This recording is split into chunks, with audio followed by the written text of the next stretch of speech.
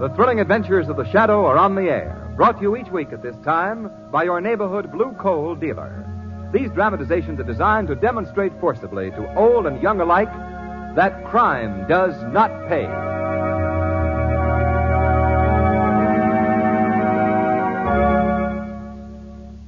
Protect yourself against the quick weather changes that are so common this time of the year by heating your home with blue coal. You'll find this fine fuel gives you new and greater satisfaction because it's especially prepared for home heating. It's delivered to your home in just the right size for greatest efficiency. That means warmth even on the coldest days. It means money saved, too, on fuel costs. Remember, when you buy blue coal, you save money by buying the best. Get in touch with your neighborhood blue coal dealer tomorrow and have him fill your bin with the always clean and dependable blue coal.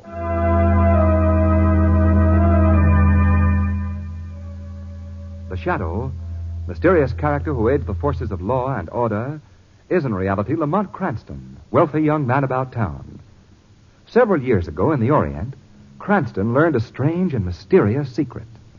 The secret of hypnotic power to cloud men's minds so that they cannot see him. Cranston's friend and companion, the lovely Margo Lane, is the only person who knows to whom the voice of the invisible shadow belongs. Today's drama, Death Gives an Encore.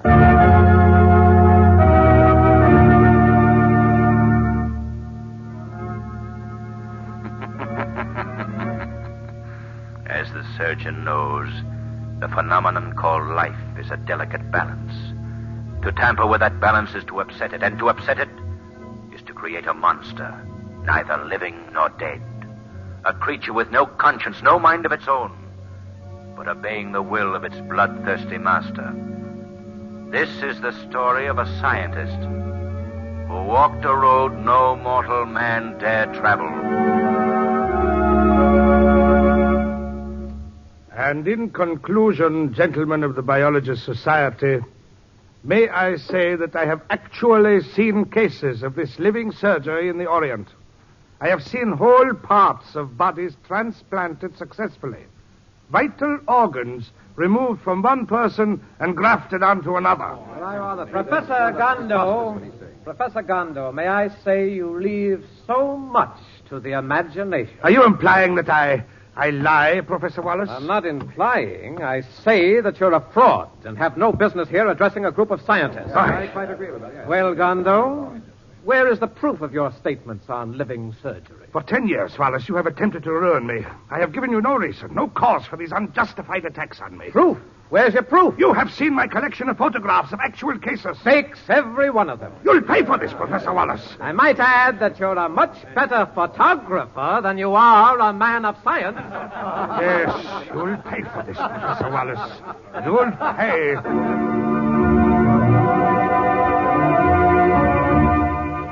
Read all about it. Knifer Williams dies tonight in chair. Knifer Williams to be executed tonight. Read all about it. This is the end of the road for you, Williams. Have you any last words? Any last requests? Yeah, Warden. Free my hands and give me a knife. I see, Williams. Still unrepentant. May the Lord see fit to pardon your sins. All right.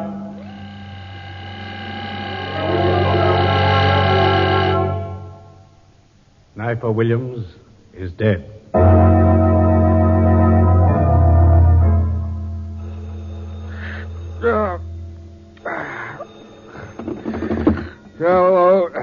Commissioner Weston speaking. Hello, Commissioner Weston. This is Warden Sloan of the State Prison speaking. Yes, Warden, yes. Commissioner Knifer Williams' body was placed in the prison morgue and... Did you call me at 4 o'clock in the morning to tell me that? No, sir. What then? His hands, Commissioner. His hands have been amputated. Amputated? They're missing. Good Lord, missing. Why? I don't know, sir. It looks like the job of a skilled surgeon. In some way, someone got into the morgue and mutilated Williams' body.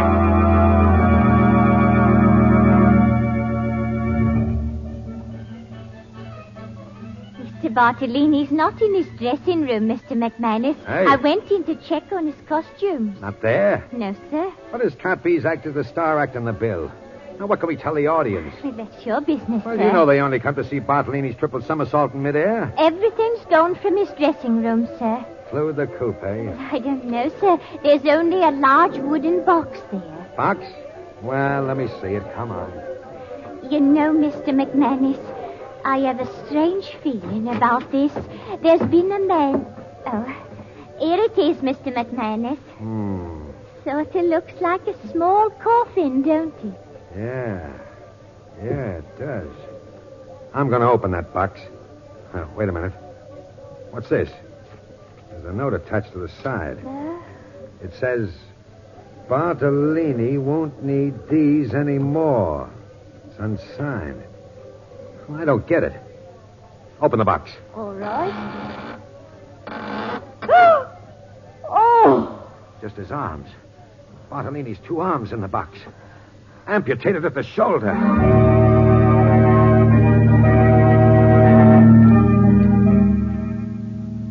I don't suppose you remember me, Mr. Cranston. I met you several years ago in the Orient. Well, as a matter of fact, Professor Wallace, I remember you quite well. You were doing research work in tropical diseases at the time. Yes, that's quite right. And if I'm not mistaken, you are something of a student of criminology. Oh, why? Well, it's for that reason that I've asked you here tonight.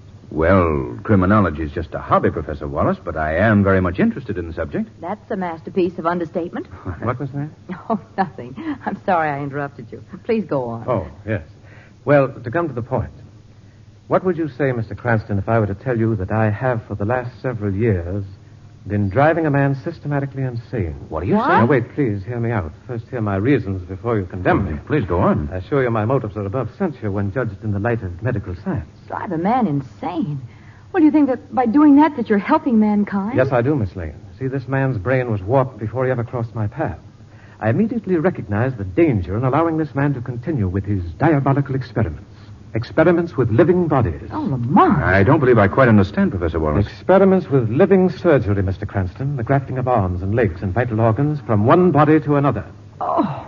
The man's name is Gondo, a brilliant biologist whose intense work in the field of biological research twisted his mind. There's no telling what horrible crime he might not commit in his effort to prove his theories. Well, why wasn't some effort made to cure him? Cure is out of the question, Miss Lane. That horrible obsession is beyond medical aid. Oh, I see. So my sole purpose was to make Professor Gondo commit some act of violence toward me. Then I could have him sent away to some institution where he'd be safe. And at last, I think I have succeeded. Read this note I just received. What does it say, Lamont? My brain against yours, Professor. The body of a skilled gymnast, and in a murderer's hand, cold steel, thirsting for your blood. Tonight. Why, it's unsigned. It's undoubtedly from my friend Gondo. Well, you don't seem very much upset by that threatening note, Professor Wallace. Well, Miss Lane, my apartment here is 22 floors off the street, and the halls are guarded by private detectives. Lamont, look. Where? Look out the window over there. I saw someone on the window ledge of the building across the court. Why, that's impossible. There's not enough ledge on those windows for a cat to walk on. No, I can't see anybody. It's too dark anyway. Well, I'm sure I saw someone for a moment. Probably your nerves, Margo. I can't say I blame you after hearing that. What was that? Came from my study. My assistant Peterson is going over some notes of mine in there. Come on. Yes, of course. Oh, no. Don't look, Margo. Peterson. He's dead, Cranston. Stabbed through the throat with a knife. No, Wallace, not stabbed. That knife was thrown. And look, the window is slightly open at a level with his head. Thrown? Miss Lane was right about seeing someone across the way. Careful, Wallace. The killer may still be there. Look out! What was that? Another knife. There's a note attached to it. Read it, Cranston. Yes. Fear festers like an evil disease. The first knife was to plant the infection. The next to drain your life's blood.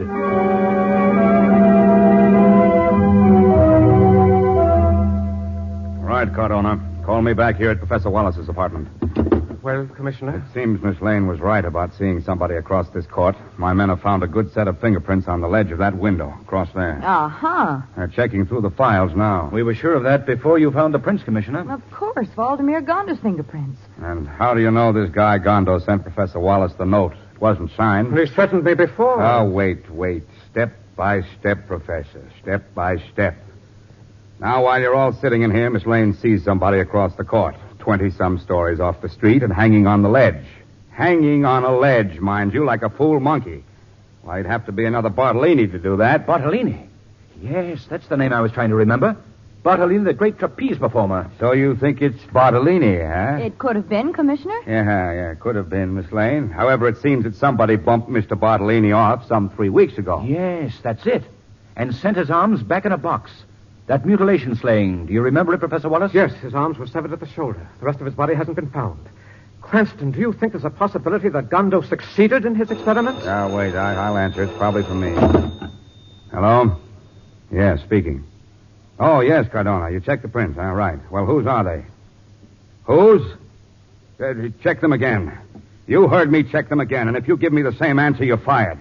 Ridiculous. Whose fingerprints were they, Commissioner? Dopes in a... I'm going to clean out that whole fingerprint department. Whose prints were they? He said they were Knifer Williams' prints.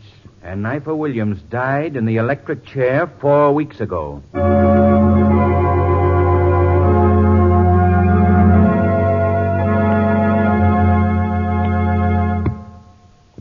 Act 2 of Death Gives an Encore will continue in just a moment.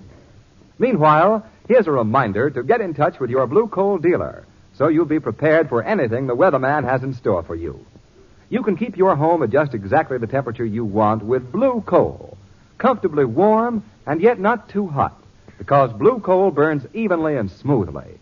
In fact, this superior home fuel is especially prepared, sized, and carefully graded for home use. Yes, it fits the requirements of your furnace. It's tailor-made for your home. That's why you're sure of complete satisfaction when you heat with blue coal. You not only get comfortable, dependable warmth, but besides that, this tested superior home fuel is a money saver. It burns so efficiently that you enjoy real economy with blue coal. Get in touch with your neighborhood blue coal dealer tomorrow. He's listed under the words blue coal in the yellow section of your classified phone directory. Now here's a special announcement about the Mystic Shadow Ring. This is an exotic white ring that holds light and afterward glows weirdly in the darkness. You can get this ring simply by sending 10 cents with your name and address to The Shadow, Post Office Box 5, Madison Square Station, New York City. Send in right away for your Mystic Shadow Ring. Now, back to The Shadow.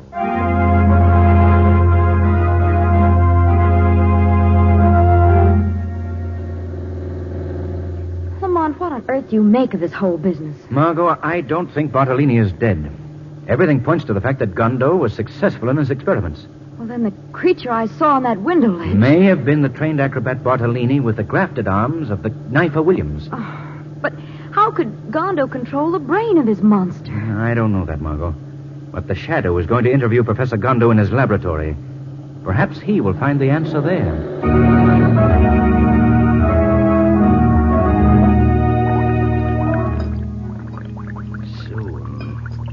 Soon. Proof you wanted, eh? Well, proof you shall have. Professor Gondo. What? I heard something. There's nobody here. You're wrong, Professor Gondo. The Shadow is also here. Where? Where? I don't see anyone. The Shadow cannot be seen by your eyes. Why did you come here? I want to know about your experiments in living surgery. Living surgery. Why do you want to know? An attempt was made on the life of Professor Wallace tonight. You are under suspicion. Suspicion? Do you admit, Professor Gondo, I that you... do not admit anything, Shadow. But I can tell you frankly, I would like to see him dead. I hate him. And you tried to kill him? No. No, Shadow. If I were to kill Professor Wallace, mind you, I say if, it would be with these two hands. And not the hands of Knifer Williams grafted to the body of Bartolini, grafted by you as an instrument of your revenge? You speak in riddles, Shadow. I do not understand. Perhaps you find it convenient not to understand, Gondo. What's that? Someone is tapping on my window. Gondo, stay away from that window. I must see what it is. There is no one here. Come away from that window. Gondo. Dead. Killed by a thrown knife.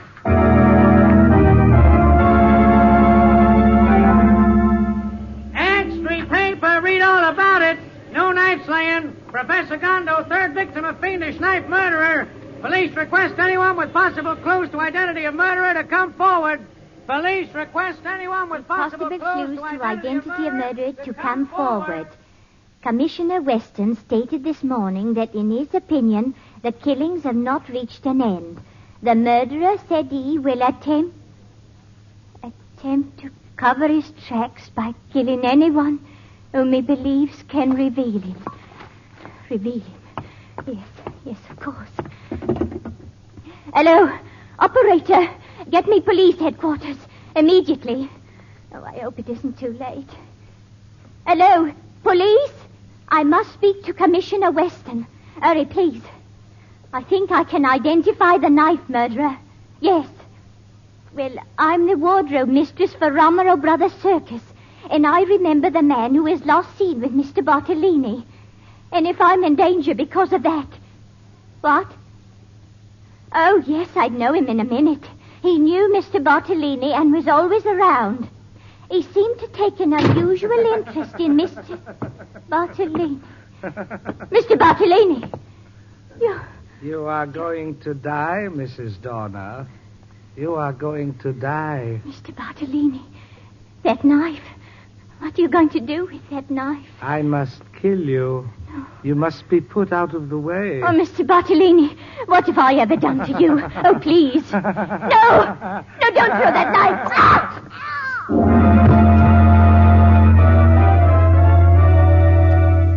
I tell you, Cranston, I was talking to the woman on the phone when it happened. She was just going to give me a description of the murderer when she met her death, a knife in her throat. What I can't understand is her calling out Bartolini's name. Bartolini? Well, Lamont, then you were right about his not being dead. Begins to look that way, Margo. Not dead. Bartolini's amputated arms were sent back in a box. That doesn't necessarily mean that he's dead, Now, Commissioner. don't try to tell me my business. I say that there have been 4 murders. Bartolini, Peterson, Gondo, and now Mrs. Dorner, the wardrobe mistress at the circus. You're leaving out something very important, Commissioner. Yeah? You fascinate me, my amateur sleuth. What is it? Not it, Commissioner. Knifer Williams. Knifer Williams was executed 4 weeks before Peterson was murdered. Fingerprints don't lie, Commissioner. Well, somebody is. Have you ever heard of living surgery, Commissioner? Look, Cranston, Professor Wallace told me all about that business of grafting arms and legs from one person to another. He says it's the bunk. Still doesn't believe it, eh? Of course not. Tell me, Commissioner, since Gondo's death, has Professor Wallace asked you to have the police guard removed? Yes, he just called about an hour ago and said he wouldn't need them anymore. And you called them off? Certainly. Why shouldn't I? Because, Commissioner, I have reason to believe that the murderer will strike again tonight.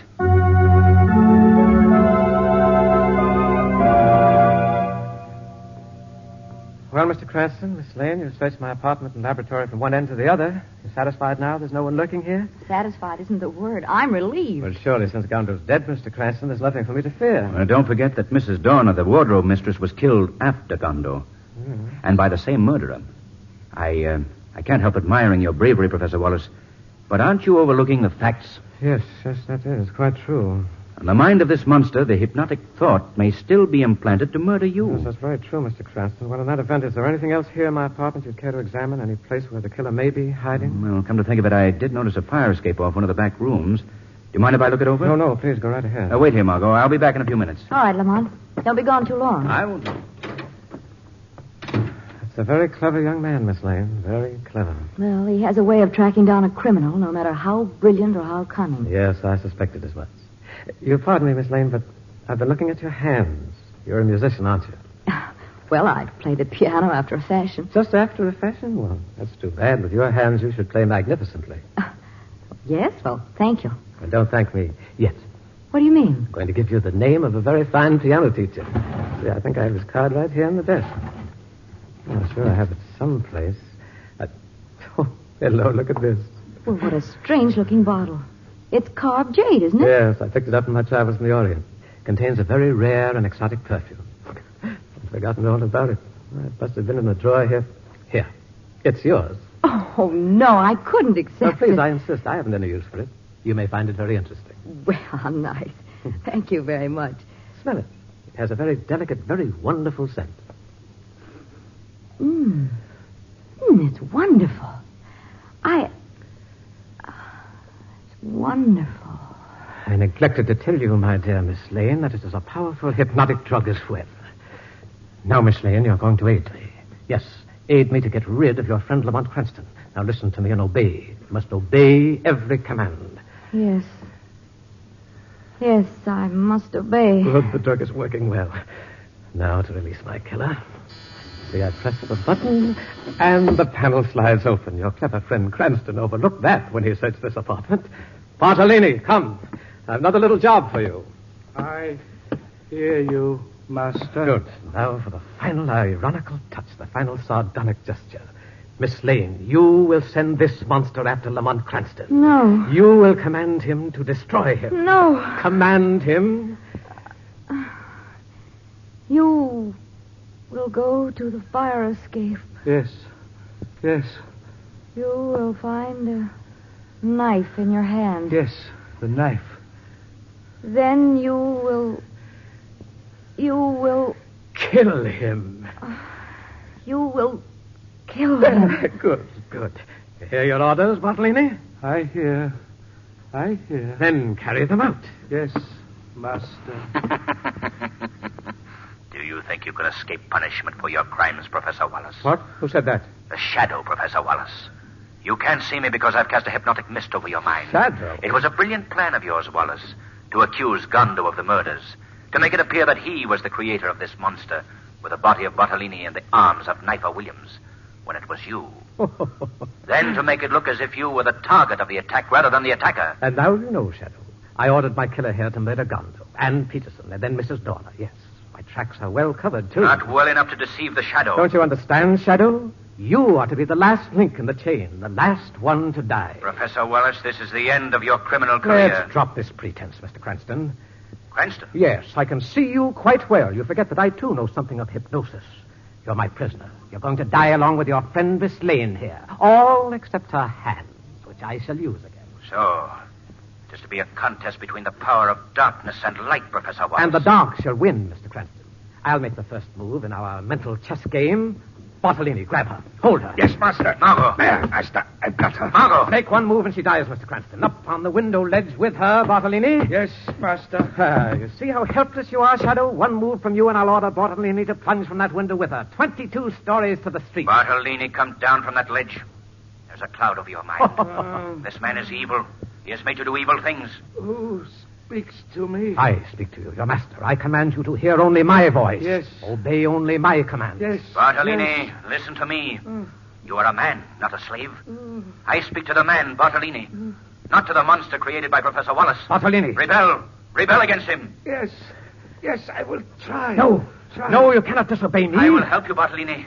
Come down from that ledge. Yes. Put Miss Lane Yes. down safely. Yes, I must fight. No, Bartolini. Yes, I will put her down safely, Shadow. Bartolini. I have broken your power over his mind, Wallace. The power of good wins. Not yet, Shadow. You may control his mind, but the hands of Knifer Williams will act for me. Bartolini, the knife. The knife in the hands of the knifer. Kill the Shadow. You can see him. Throw your knife. Yes, a knife in my hands. But these are not my hands. They feel strange to me. Kill him, As if Bartolini. they had a life of their own. Kill him. The Shadow can be seen by you. I can't see anything but you. You taught me to use these hands to kill. Now I use them to kill you. No, don't throw that knife. Stop, Bartolini. No! I've killed him. These hands have killed him. Bartolini, listen to me. No, I have no control over them. They don't belong to me. They're killer's hands. I must get away. I am Bartolini, the great trapeze artist. Bartolini. I can escape. Stay away from that ledge. Escape. Look out. You're Escape. 22 stories above the street. Escape. Bartolini!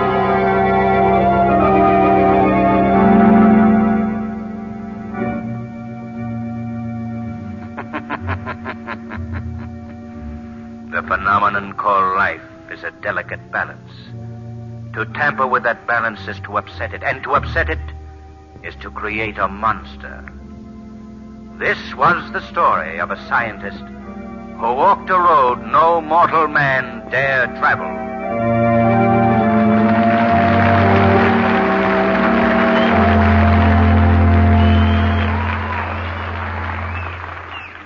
In just a moment, we'll bring you a special feature of America at War. But first, we present John Barclay, Blue Coal's home heating expert. Mr. Barclay. Thank you, Ken Roberts, and good afternoon, ladies and gentlemen. Most of you folks drive cars, I take it. But I'll wager that you wouldn't think of driving any car unless you were sure the accelerator and brakes were in good operating condition.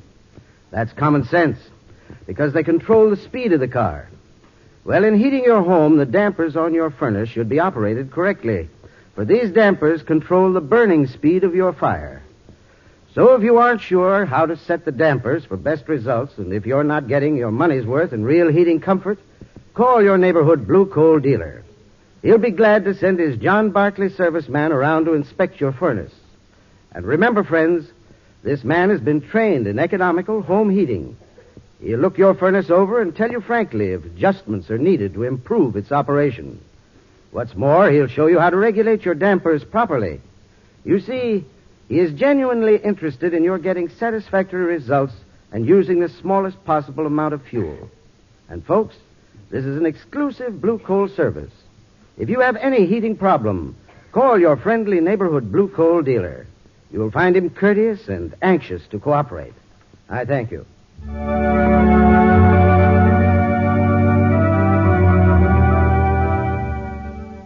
The Shadow program is based on a story copyrighted by Street and Smith Publications. The characters, names, places, and plot are fictitious.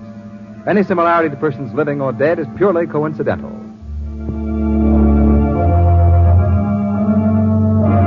Somewhere off the east coast of the United States, a ship is creeping forward in darkness, and with good reason. Like assassins in the night, enemy submarines stalk the merchant ships and close in for the kill. Over torpedo tubes ready. Stand by to fire on order. Ach, Himmel, what's this? Coast Guard approaching. Dive. Dive, you hear me? United States Coast Guard ship is almost over us. We're trapped. United States Coast Guard patrol reporting. Sighted submarine. Submarine sunk. The United States Coast Guard packs a deadly wallop, and the Axis knows it. Like to take a good crack at the Axis yourself? Then join the Coast Guard. You'll have plenty of action, plenty of thrills, and the sure knowledge that you're doing your bit for your country in the front lines of defense. If you are qualified as a machinist, carpenter, cook, or yeoman, you may get immediate petty officer rating. See your nearest Coast Guard recruiting station right away. Teach the Axis that for nations just as for men, the weed of crime bears bitter fruit. Crime does not pay. The Shadow knows.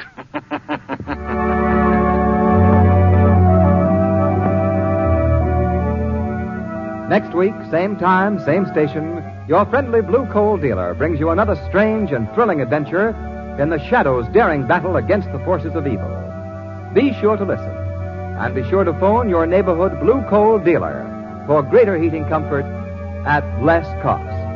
Remember, keep the home fires burning with Blue Coal.